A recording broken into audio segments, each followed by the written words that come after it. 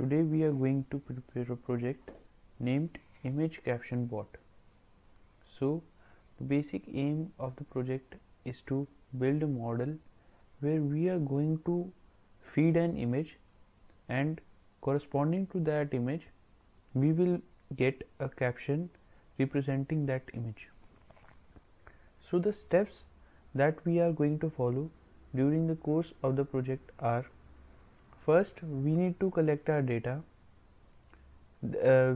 For this project we are going to use Flickr 8K dataset, basically which contains 6000 training images and 1000 validation images and 1000 test images. After that, we will understand how our data has been stored in the form of files and folders. After that, we will perform some data cleaning part. Then we will load our training set. After that, we will do some data pre-processing on both images as well as captions separately. Then we will use word embeddings, and after that we will discuss model architecture and build our model. And for the evaluation purpose, we are going to use Blue score as our evaluation matrix. So let us start. Firstly, we need to import certain libraries that will be useful during this project. So we are going to import NumPy, which is basically used for creating our matrices and performing some mathematical part. Then we will then Matplotlib, which is used for displaying our pictures.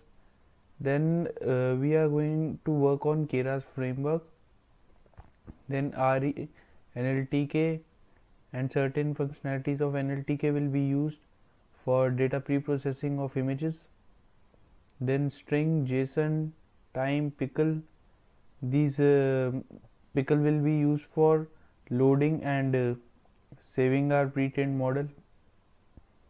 Then we are going to use transfer learning technique for feature extraction from images. So for that purpose, we are going to use ResNet 50 model that we are going to discuss in this video. Then we are going to use certain functionalities of Keras and its inbuilt functions that are already present. We are going to import library layers, then model, and certain different functionalities will be used that will be discussed during this video. So these are some libraries that will be used during this project, and rest of the libraries which are going to be used we will import at the time of its use. So now let us see how our data has been stored. So first we will check how our Flickr 8k.token.txt file contains an images name, and for the image name it contains 5 captions that will be representing that image. So as we can see that this Flickr 8k.token.txt file contains an image name, and after space it contains 5 captions representing that image. So this is how first we will read our text file. After that, we can see that this text file contains 40,460 captions.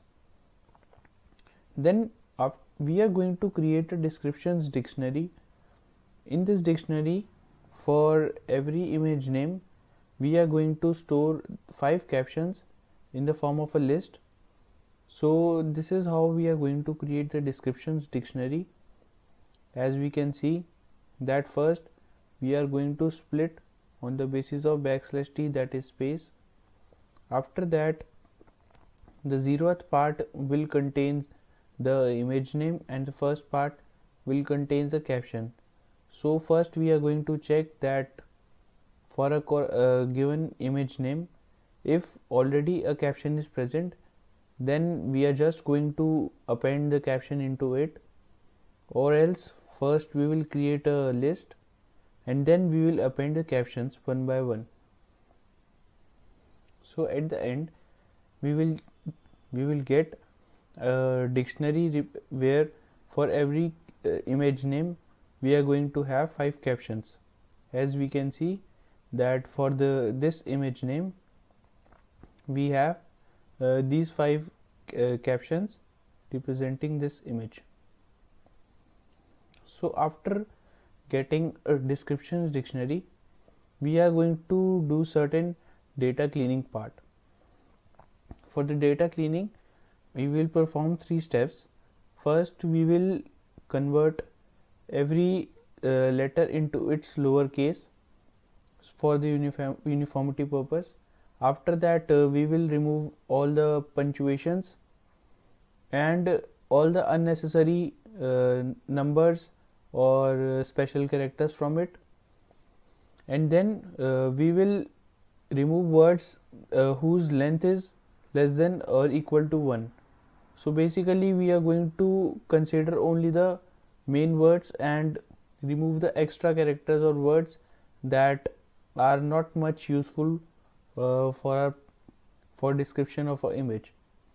So this is how we are going to clean our text. We can see that this is an example that I have taken like this for this sentence. After performing data cleaning part, we get this cleaned sentence. We can see all unnecessary numbers or special characters have been removed, and we get only the cleaned sentence.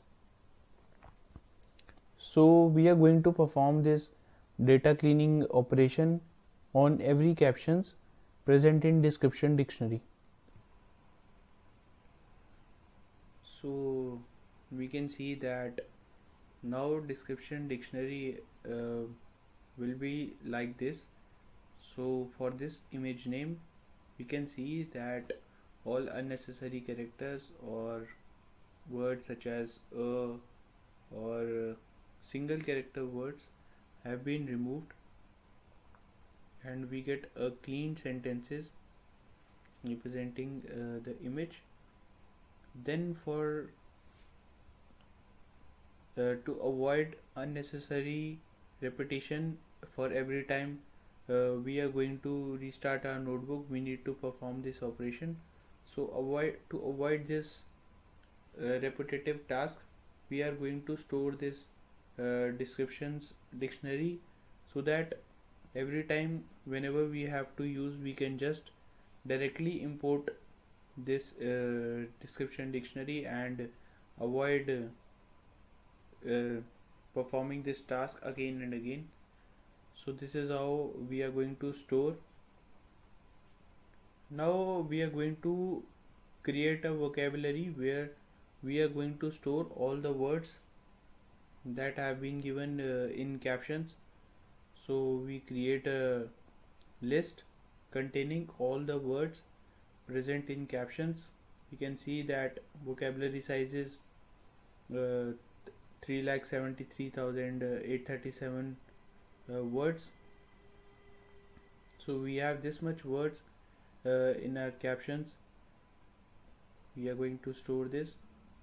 After storing, we need to count frequency of each word, and then we are going to sort it, and we are going to remove the words that have frequency less than threshold value. So basically we are trying to remove the outliers and the uncommon words that are very specific to certain images. We are going to consider only the words that are used quite frequently and that are used to depict our images quite frequently. So we are going to keep only the words. So these are the operations that we are performing. We are keeping only the words that have threshold value greater than 10, that is we are going to words have only those words that are occurring quite frequently or that are very important for our model purpose.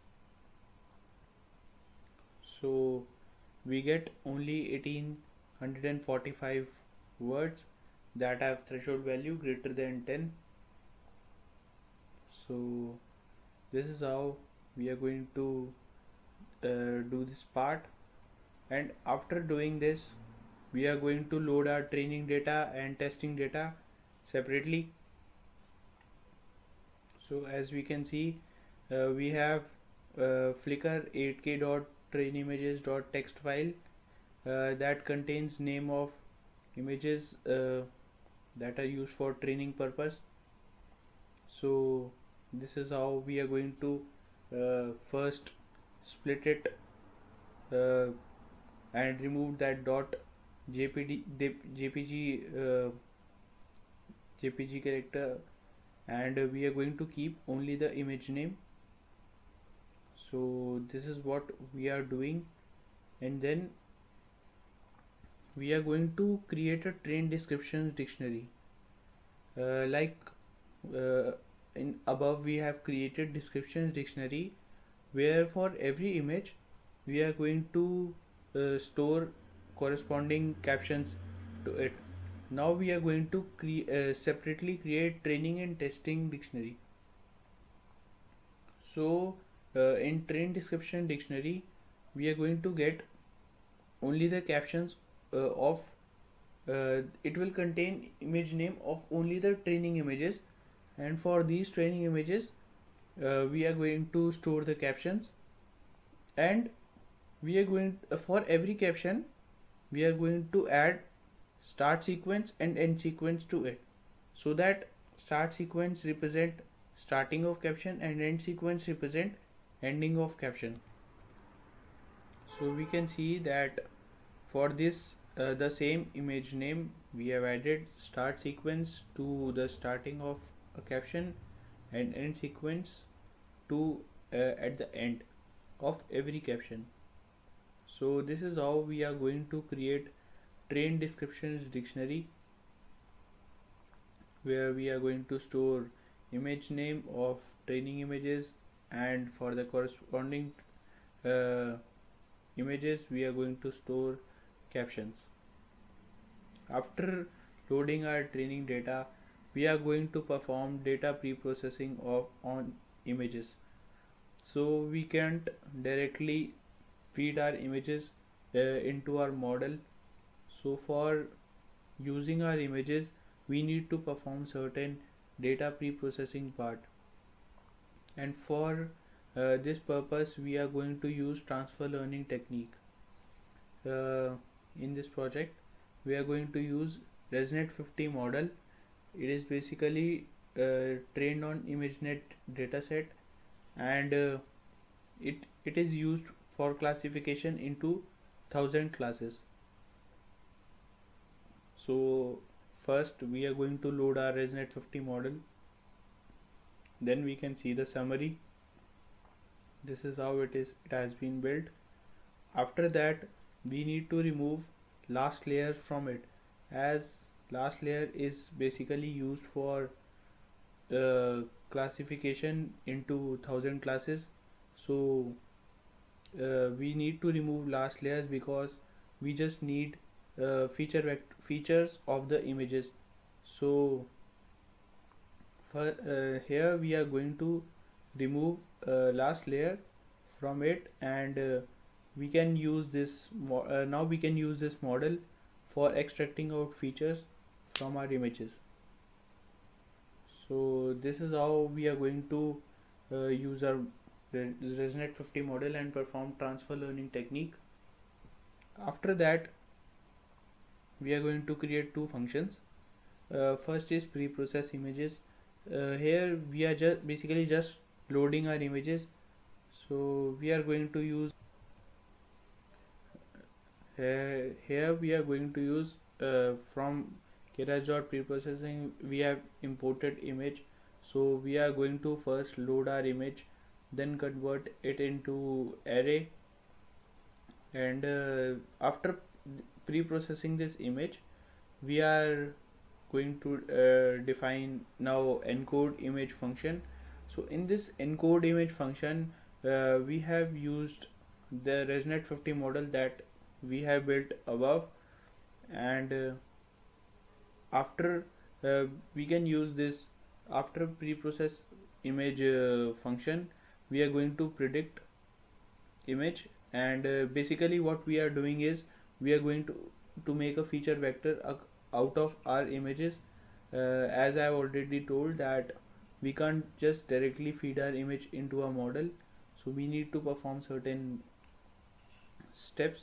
So here we are going to create a feature vector for every image, and here we are going to create an encoding train dictionary for as we can see that what we are doing is we are going to call encode image function, and for every for every image we are going to store the feature vector out of it. So I have already performed this step. So this step takes quite 15 to 20 minutes, and it can vary according to your system configuration. So this is how I have done this, and after that we are going to again store this encoding train dictionary, as we just uh, don't need to perform this task again and again. Once we have done, we can directly use this again. So this is how first I have stored, and after storing I have just loaded this dictionary again. So we are going to perform the same step on testing images also. So this is how we are performing this step again for testing images, and same we are going to store encoding test images into our disk, so that we just don't need to again and again perform this task. That's all for data preprocessing on images. After that we are going to perform data preprocessing on captions.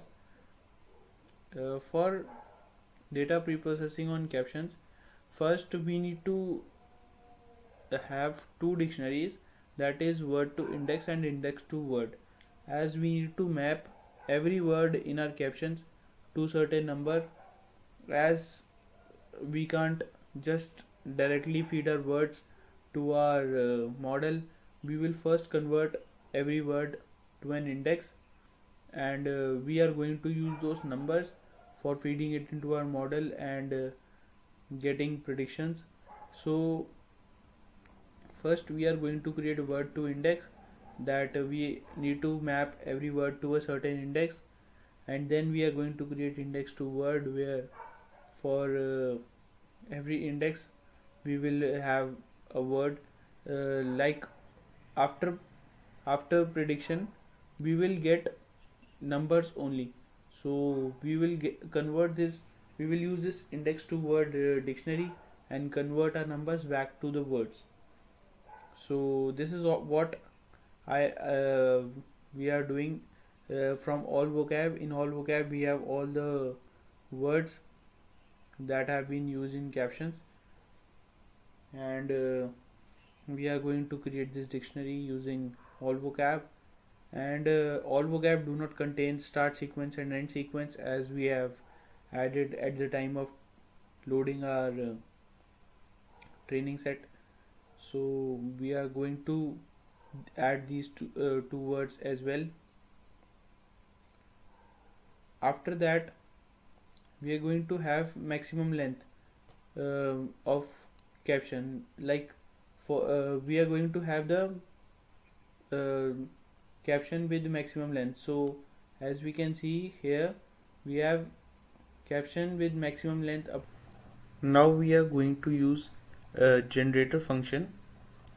We cannot feed our whole data at once, as our data is pretty huge, so we need to feed our data in batches.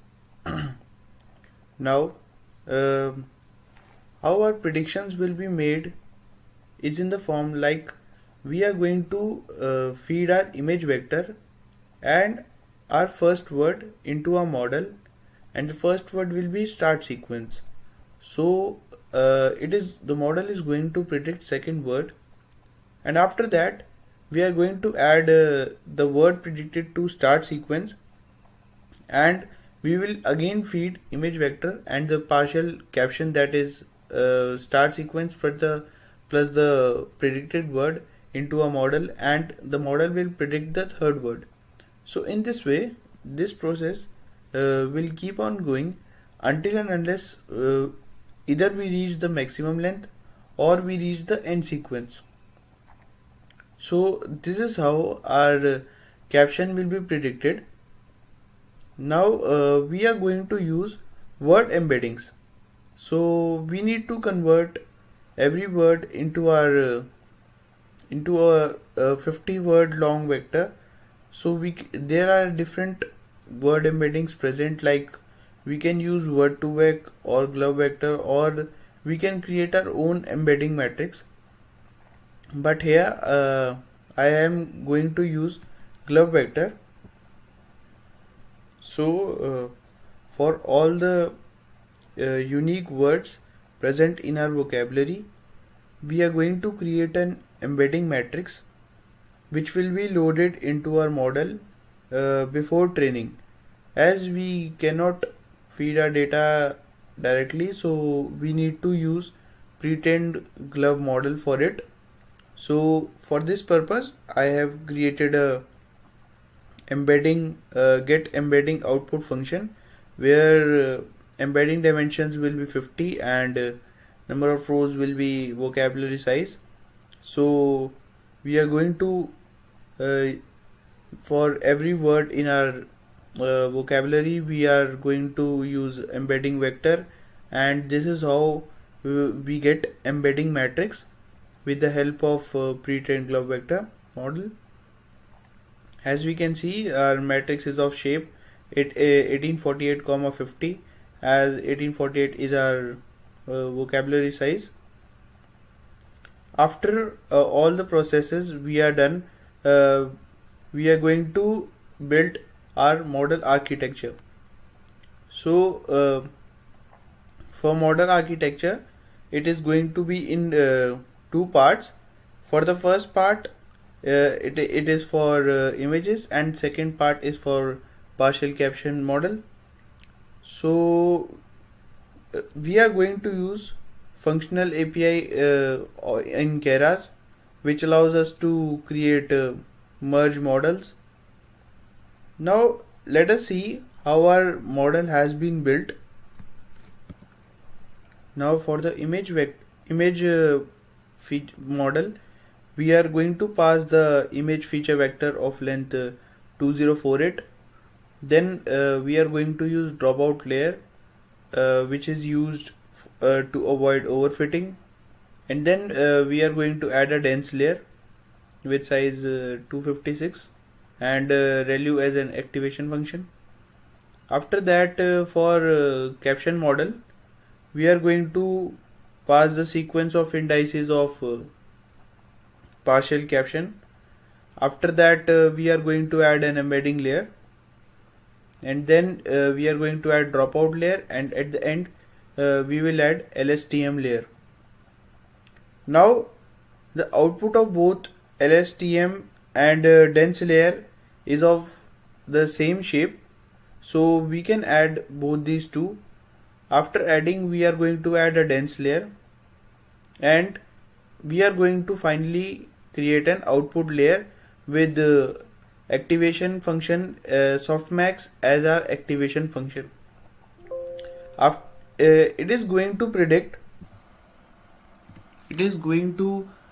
predict probabilities of each word, and we need to select the word with maximum probability and add it to our sequence. So this is the model summary that we have prepared. as I've already explained above how our model has been built. After that, we need to add our embedding layer that we have prepared above. We have as I have already used glove vector for creating our embedding matrix, so we need to use that embedding matrix. Now, as we are using pre-trained embedding layer, we need to freeze it before training so that it does not get updated during back propagation.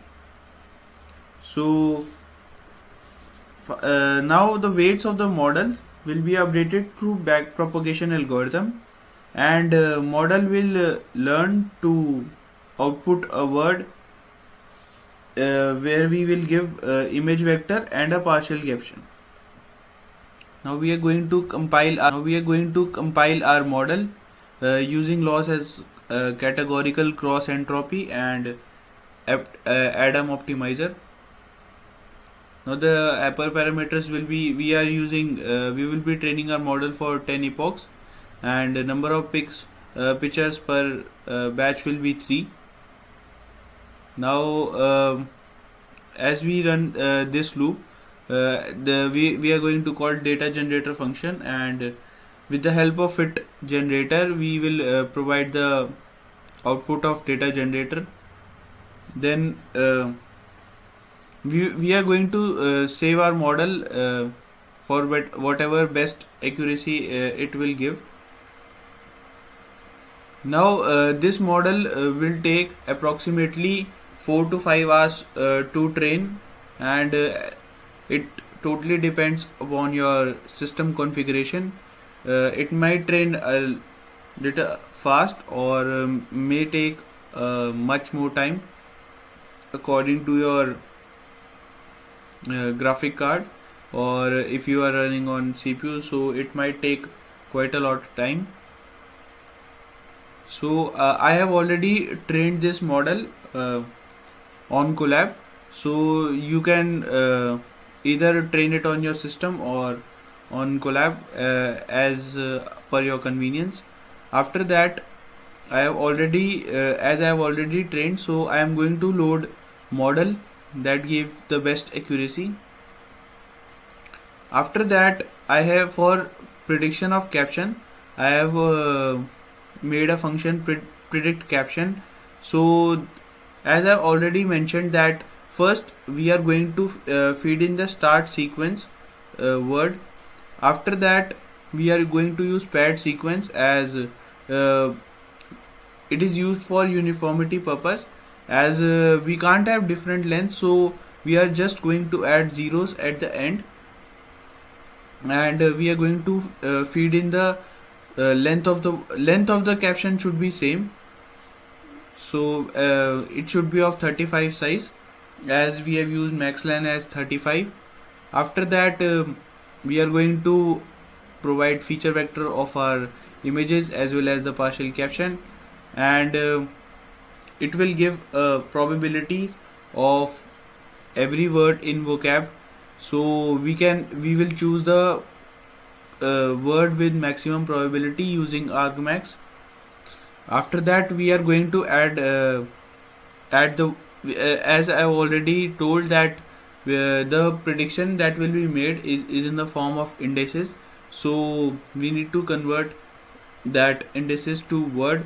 So we have used index to word dictionary that we have prepared above, and with the help of it we are going to predict word and add it to our index, and after that we will perform this function until and unless either we reach n sequence or we reach maximum length, and this process will keep on repeating. After that we will get final caption. So for final caption we need to remove end sequence as well as start sequence, and after removing it we will get our final caption. Now this is the function that will be used for predicting caption.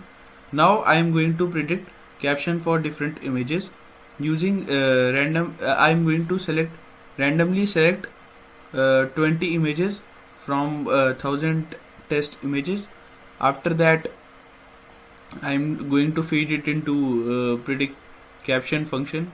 After that, it is going to predict our caption.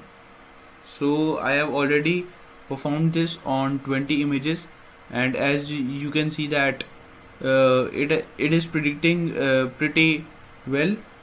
So as we can see, for this image, it is predicting man in blue shirt and jeans is standing in front of some people.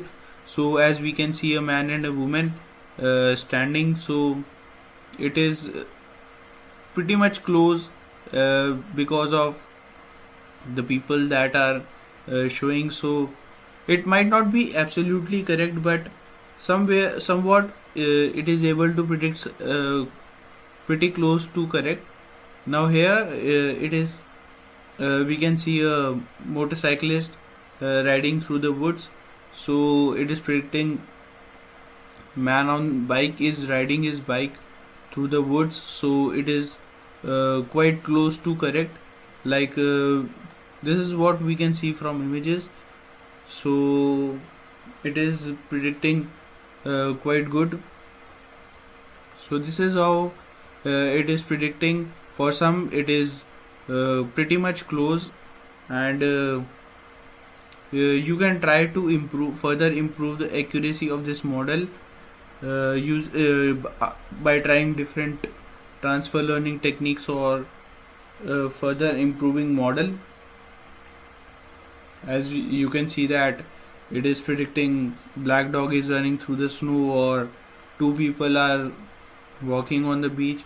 So we can see that two people are standing on the beach. So and it is able to recognize pretty well.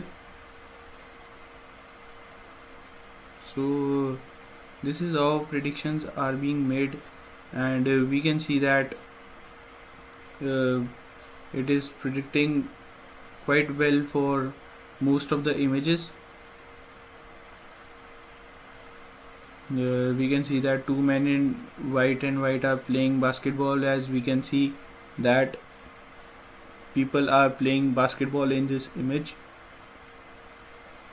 So this is how captions are being predicted by our model. You can see two dogs are running on the beach. So yeah, this is how our predictions are being made. Now for our evaluation matrix, we are going to use blue score. Now blue score stands for bilingual evaluation understudy score. It is basically a metric for evaluating a generated sentence by keeping a reference sentence. So in our case, reference sentences are the captions that 5 captions that are present for every image, and the generated sentence is the caption predicted by our model. So this is how I have used blue score for evaluating our model, and I am going to predict cumulative 1 gram score and cumulative 2 gram score. So this is how our model is giving score, and one score of 1 is the perfect match, whereas a mismatch result is 0. So we can see that for this image, the predicted caption is like man holds flag next to snowboard campsite. We can see that snow is present as well as a man is standing. So our model predicted man in red and white coat is standing in the snow. So we can see that it is able to correlate the snow as well as a man, and it predicted it gave a score of 0.636. So it is quite good, as our model is giving quite close to 50%. So this is for initial phases of study. It is quite good, and you can try to further improve for different image. It is quite fluctuating. For some it is pretty high, for some it is pretty low, like it gave 0.564, and for this it is giving 0.778, as it is predicting brown and white dog is standing in the water. So we can see a brown and white dog that is standing. So it is giving quite high accuracy. Here we can see it is giving 0.619. So as we can see, for most of the images it is giving quite a high score. So as we can see that it is performing pretty much good for initial study. And as I mentioned, that you can always provide inputs to it and try to further improve its accuracy. So you can see that most of the scores are above zero point 0.5 or zero point 0.6, and it, it it is reaching up to 0.7 also. So it is good. So this is our project image caption bot, where we have provided an image and a corresponding caption is generated. So this project is pretty much useful, and it is going to be quite in a great demand in future, as we are advancing towards self-driving cars. So it has a major advantage in and major use in self-driving cars, as if we can properly caption the scenes around the car, it can help majorly for the car to decide the actions that it is going to take, whether to take left turn or right turn. It will be totally dependent on the captions that will be generated. So it can be used in further studies for use in self-driving cars. Also, it can be an aid to the blind people, as we can help blind people by generating captions around the scenes and detect the objects around them, so that they can move freely without the help of a third person.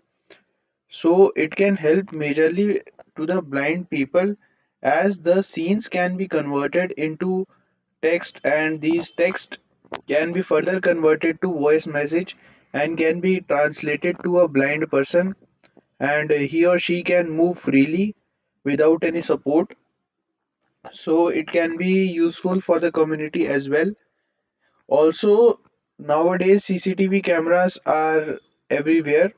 So instead of just capturing the scenes, it can also generate the captions depending upon the movements that are happening.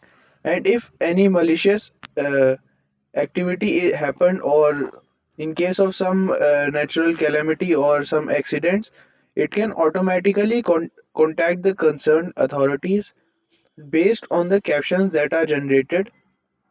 So it can also be used in CCTV cameras as well. And also, automatic captioning can be useful to make Google images search also.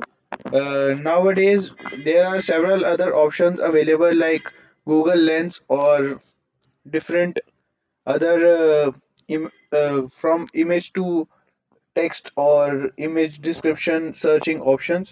So it can be useful, as based on the image we can just improve our accuracy, and just by generating captions for a given image, we can search whatever it is there in the image.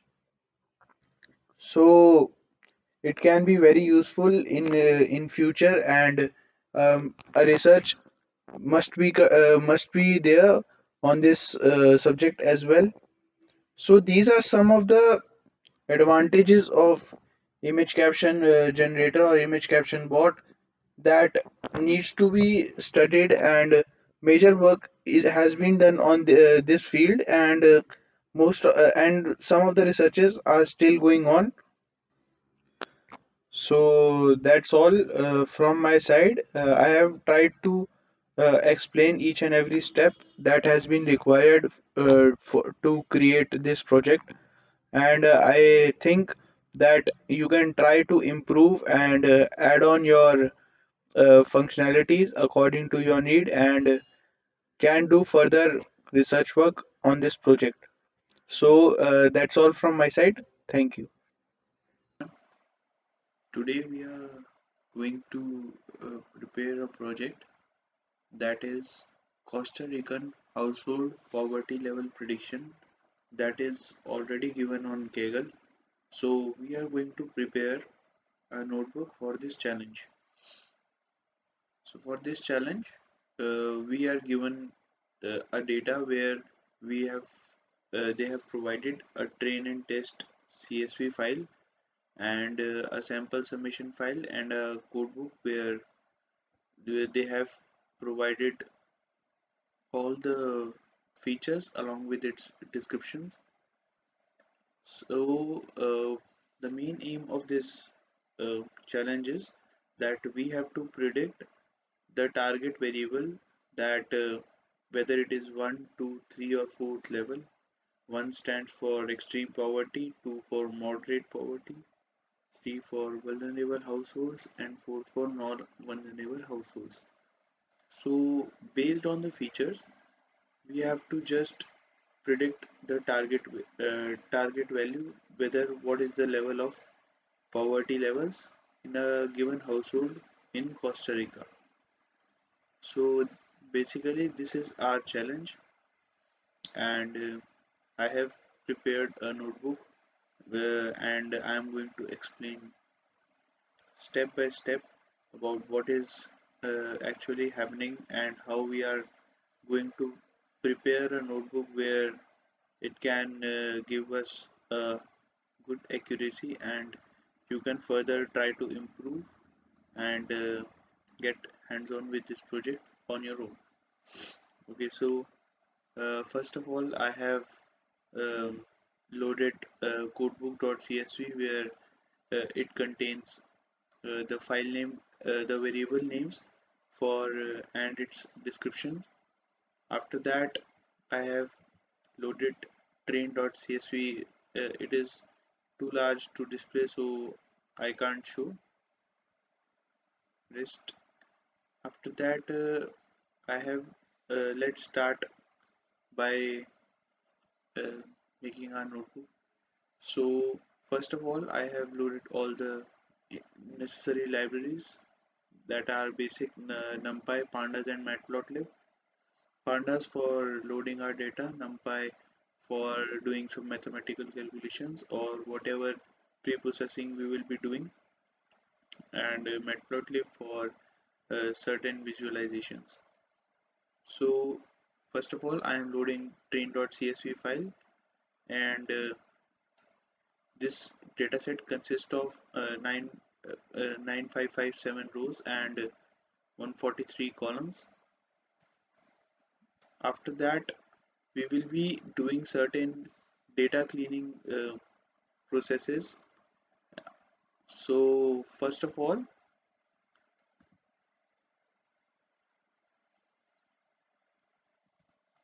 we will perform cleaning on the columns. That is, we are going to remove null values from our columns. So let's start by running our cells.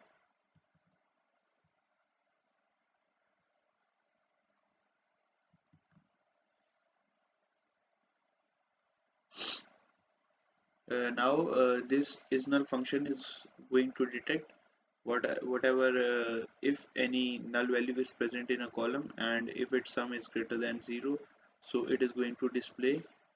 So we can see that these columns have a null value present in it. So we are going to fill these null values using fill_na method, and we are going to use bfill method. So bfill is used as a background fill, and in place is true, so it is going to do this in the column itself. So This is what we have done, and after that we are going to check whether still there are null values in it or not. So we can see that null values are still present because we have used bfill method, and if a null value is present in 0th row, so it is not going to fill it. After that, for the remaining null values, we are going to use ffill method. Ffill stands for forward fill. So this is how we are going to remove the null values if already present in it, and we are going to check. We are going to basically categorize our columns in two parts, whether it is numeric columns or categorical columns, because in case of categorical columns, then we have to check that whether it is variable or uh, the numbers, so that we can use label encoder, or we need to convert it into numerical form, because we can't just directly fit it into our model. So this is what we have to do. So firstly, I am finding whether it is the numeric columns or categorical columns. So after running, we can see that these are the categorical columns that are present.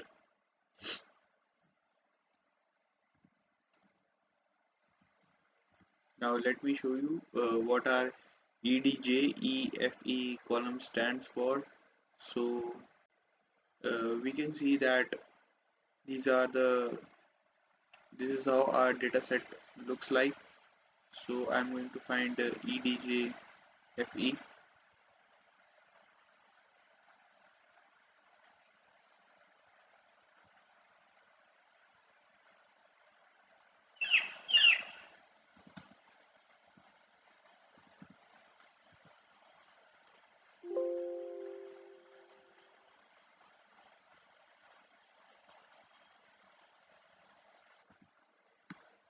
So we can see that what are EDJEFE and EDJEFA stands for.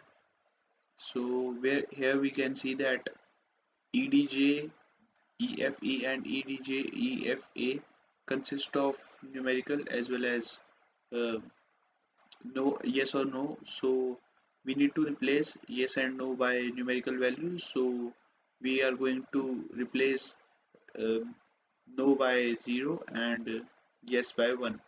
So for both the columns, we are going to perform this. After that, we are going to check uh, whether still EDJ, the numerical or categorical columns are left. Now also we can see that dependency ID and ID HOGAR is still present. So here I am checking the unique values for the two columns discussed above. So these are the unique values that are present. This is basically done to check whether all of them have been converted back into categorical or not, so numerical or not. So this is what I have done, and for the dependency I have square rooted the SQB dependency column, because we can see that from here SQB dependency, what SQB dependency stands for. So we can see that it is dependency squared, so we can just replace dependency column by SQB square root of dependency. So first of all, let me run the cells.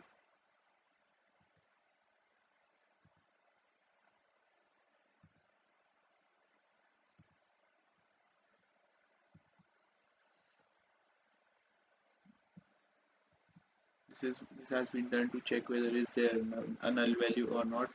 Now ID and IDH OGAR, these are just used for uh, identification of a household. This This doesn't matter whether we fit it in our model or not. So basically ID and IDHOGAR are useless for fitting our data into model because they do not help in the prediction uh, or improving our accuracy for a model. So that doesn't matter whether we fit it or not. So we are just going to drop these two columns. So this is what I am doing here. So by doing it, I am going to check whether still is there any numerical or categorical column left or not, because earlier we had three categorical columns: id, idhogar, and dependency. So after checking now, our data has been freed from categorical columns. Now we are going to try certain feature engineering steps. So we need to increase our features further so as to improve our accuracy of our model, because this is a major step used in machine learning where we are going to apply feature engineering for improving accuracy of our model.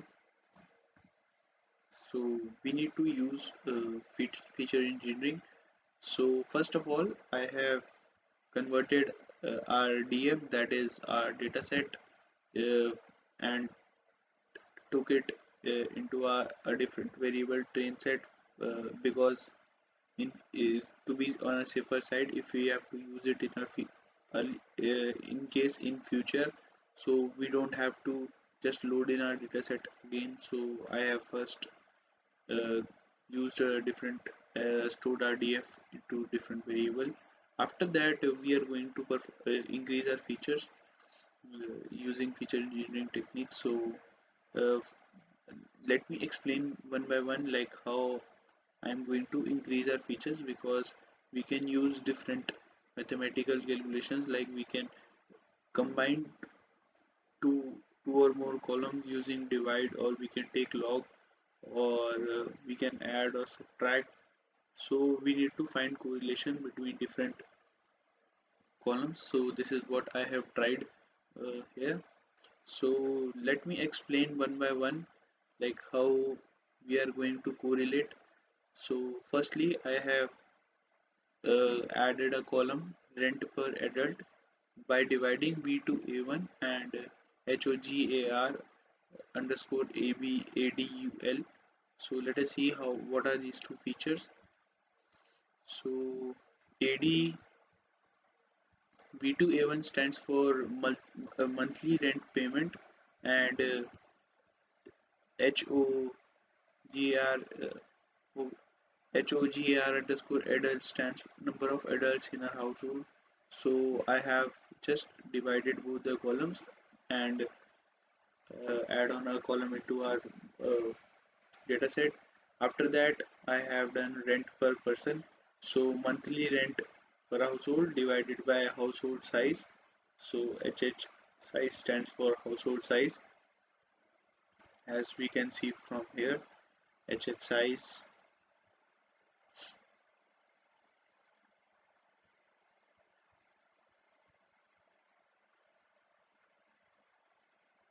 you can see HH size stands for household size. So this is what I have done by adding rent per person. After that, I have done overcrowding room and bedroom. So we are going to add on overcrowding done by both bedroom as well as room. So this is what I am doing here, and by dividing it by 2. After that, we are going to add the number of appliances in our dataset. So this is done by adding the number of refrigerator, computers, and televisions. Now by adding a column RH41 underscore percent in males. So let us see what RH41 stands for in our dataset. So we can see RH41 stands for males younger than 12 years of age. And next we have divided RH 43 RH 4 RH sorry R4H3, that is total males in the household. So we have divided males younger than 12 years of age divided by total males in our household.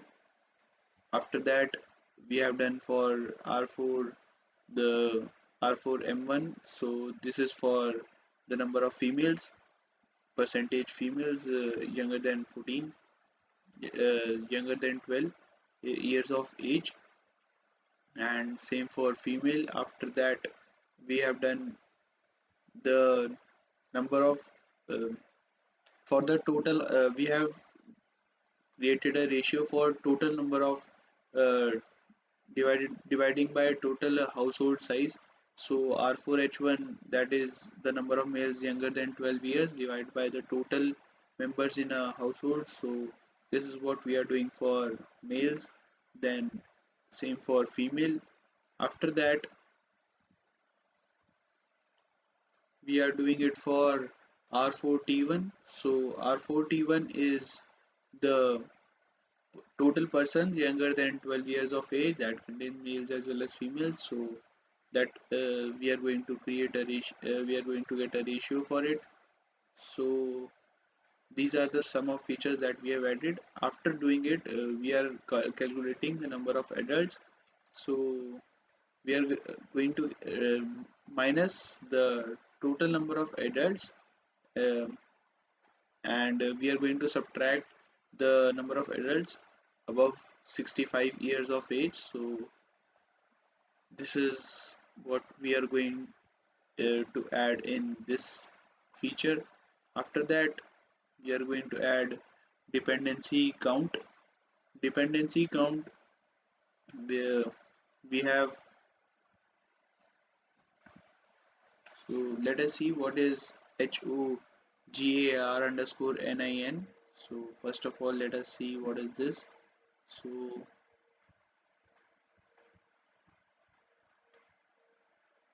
it is number of children from 0 to 19 in household. So and the HOGR mayor is number of individuals 65 plus in a household. So we are going to add both of them to get the dependency count, because to get the persons dependent on adults. So we are going to add. After that we are going to calculate the ratio from the total dependency count by dividing it by number of adults. So this is what we are doing in this feature. After that we are going to calculate the child percentage.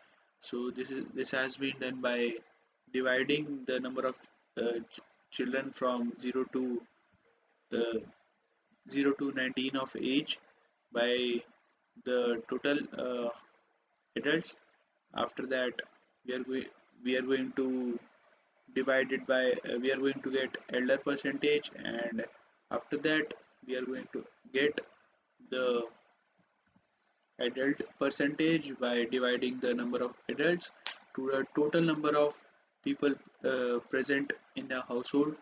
After that we are going to jump into next category, that is we are going to calculate rent per bedroom. So V2A1 is stands for monthly rent, and DF bedroom stands for number of bedrooms. So we are going to divide the total rent by the number of bedrooms. So we are going to get rent per bedroom. After that we are going to get adults per bedroom by dividing the number of adults by the bedroom count. Then we get child per bedroom by get, dividing the number of children from 0 to 19 years of age divided by the bedrooms. And then males per bedroom. After that females per bedroom. So this is just getting up the males by the number of males by the bedrooms present. So we are just dividing it. then we are going to get bedrooms per person household. So we are this is basically the H size is the total persons in a household divided by the number of bedrooms. So this is what we are going to get in this feature. Then tablet per uh, person household. So let us see what P18Q1 stands for in our data set. So let me just, so we can see that it is number of tablets household owns. So we are going to just divide by the household size by and get the tablet per person. After that, mobile phone per person by dividing the number of mobile phones by the household size. After that, we are going to add a feature that is the people.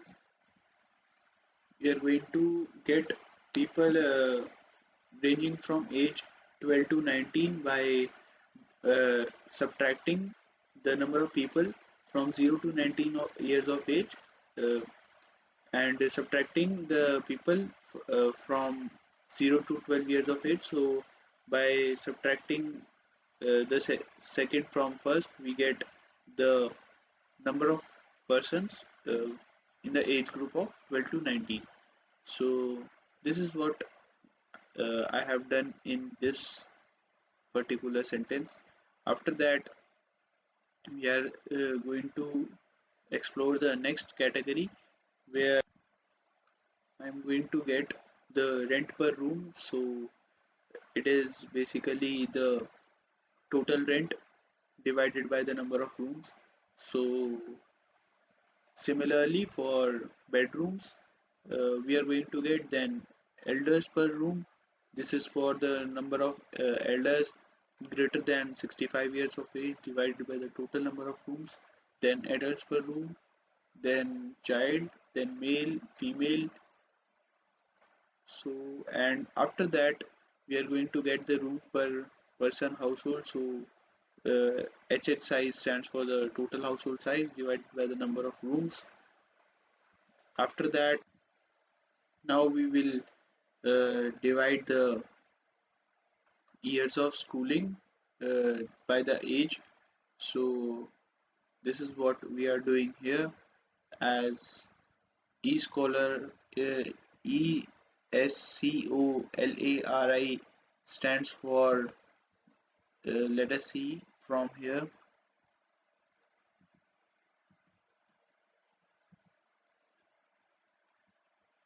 So we can see that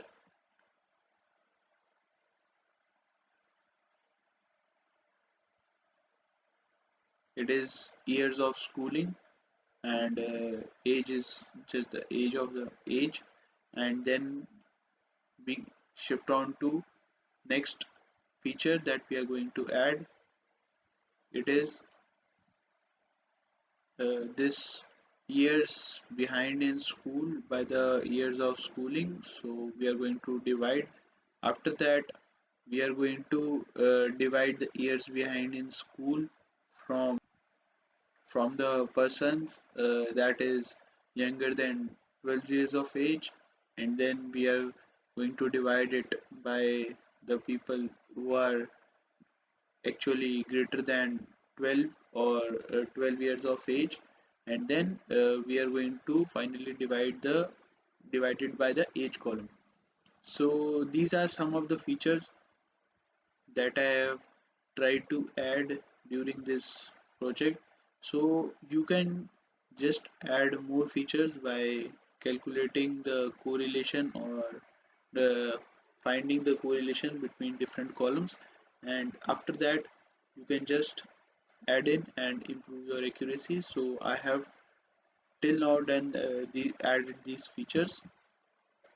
So after performing data cleaning and then feature engineering steps, we jump on to the loading and choosing our classifiers that we are going to use to find out the predictions. So these are some of the classifiers that I have loaded. So firstly, I am loading LGBM classifier. You can just download it on your system if it is not present. So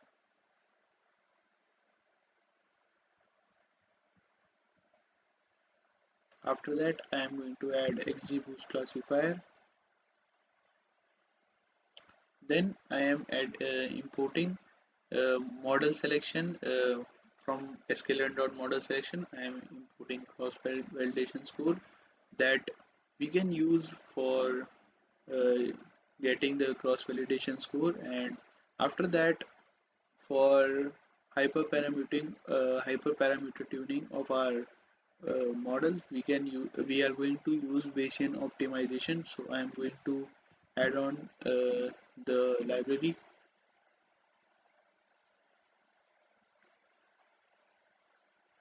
So for importing it on Collab, we need to first download it. So I have already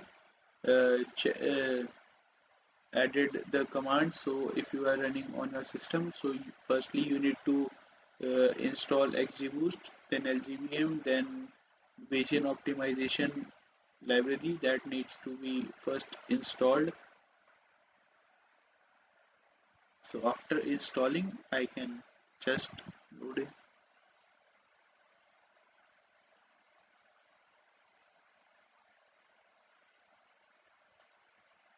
So I have loaded the required packages that needs to be uh, used during our model building. Then I'm going to just drop the last column and save it in a different variables, because we need x as well as y for fitting into our model. So I'm going to extract out the last column, that is target, which is the ultimate goal of our model. So this is the shape for the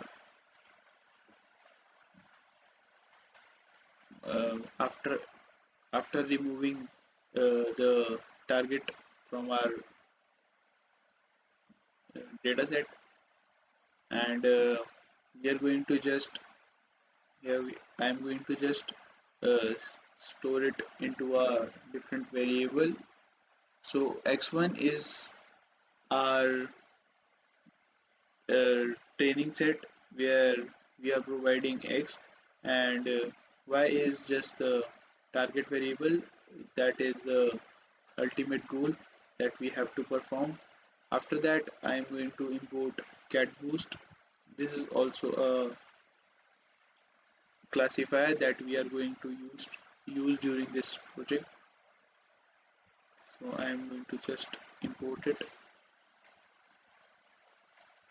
After that, we need to import certain libraries, that is logistic regression, then repeated k-fold for if we are going to use k-fold cross validation, and then stacking classifier, we are I'm going to explain it at the time of use, and then cross validate and cross validation well score for calculating the cross validation score. After that, we are going to use Bayesian optimization technique for hyperparameter tuning as for improving our accuracy of our model. We just need to select best set of parameters to get maximum accuracy. So I am going to uh, perform this step. So by doing this, we are going to select the best parameters, that is number of estimators, max step, gamma, subsample, and we are going to provide random state. And using cross validation score, it is going to detect the best set of parameters that should be used during the course of our model, and it will provide us the best accuracy. So I'm going to perform this step. I have just not run this cell.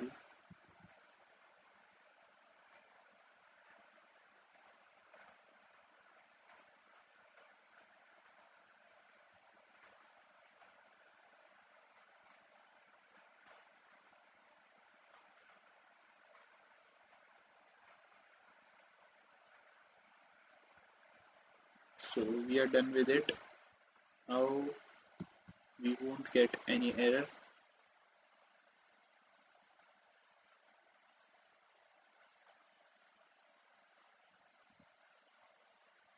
It will take quite a lot time, so we can just ignore it for now. You can perform it on your own.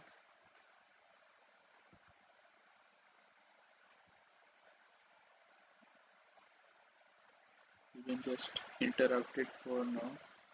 So here we can see that it has started and we will get the best set of parameters that is needed.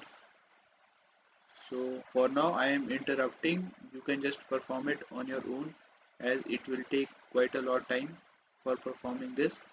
After that I am going to do it same for the cat boost as well as LGBM. So cat boost also will take uh, quite a lot of time. So we can just I can just show you by running it. So this will also take quite a lot of time. So we can just ignore it for now as you can do it on your own and fit, choose the parameters for getting the best accuracy according to your needs. So you can set the range for different parameters, like I have uh, for number of estimators I have used 200 to 600, for learning rate also for depth. So we can just use it according to our needs. So we can provide a range, and for that range it will give us the best set of parameters that we can use for fitting it into our model. So the same process has started and it will also take quite a lot of time. So you can just run it, interrupt it for now.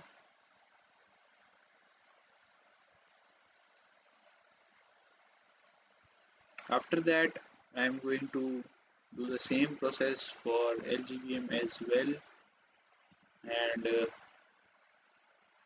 can see that it has started.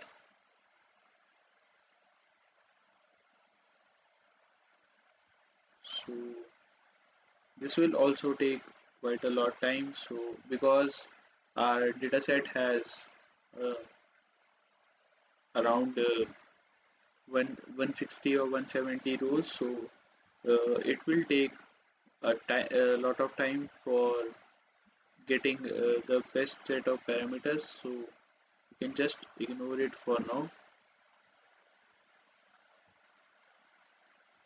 After performing these steps, now we can use we jump onto our model fitting method, where we are going to make our model that can be used for making predictions and getting a score. So I have we can use different classifiers available for getting the target variable.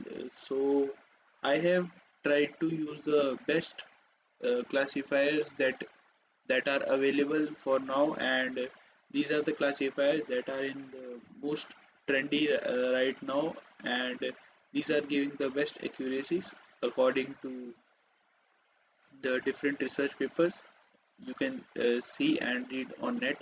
So uh, we can use other classifiers as well, like SVM or logistic regression or decision tree or various other classifiers, but I have used the best classifier, that is LGBM classifier or and LGBoost classifier and CatBoost classifier. So I have chosen the best set of parameters. That is, for XGBoost I am using the base parameters, and for LGBM I am using these set of parameters as number of estimators as 100, learning rate 0.1, random state 42, and number of leaves as 200. And for cat boost as well I am using these parameters. After that, we are going to use the stacking classifier. In case of stacking classifier, we just add on the three classifiers, and we can use a combination of three classifiers, and by using this ensemble technique we can just improve our accuracy, and our model will perform better. So we need to take care by using the stacking classifier, as sometimes stacking classifiers does a lot of overfitting, so it can uh, degrade the performance of our model as well, but we need to be careful by using stacking classifier as well. So after that I am just using train test split method to split our model into two parts, and we are using 80-20 split. After that, splitting our model, we get the train x train, y train, and x test and y test, so we can use it. So I have just fitted x train and y train into our model. So running this model will take a lot of time, so I have already done it. So we can see the results. So it has fitted the stacking classifier and provide us the result. After doing it, I have calculated the score that we are going to get by using this model. So for this x test and y test, it is giving us 94.39 accuracy. So it is a good accuracy according to our model, and 94 is a much better accuracy that we expect than the basic classifiers that we can use to get predictions. So after getting this, you can try different you can stack different classifiers, and you can use different classifiers for getting prediction.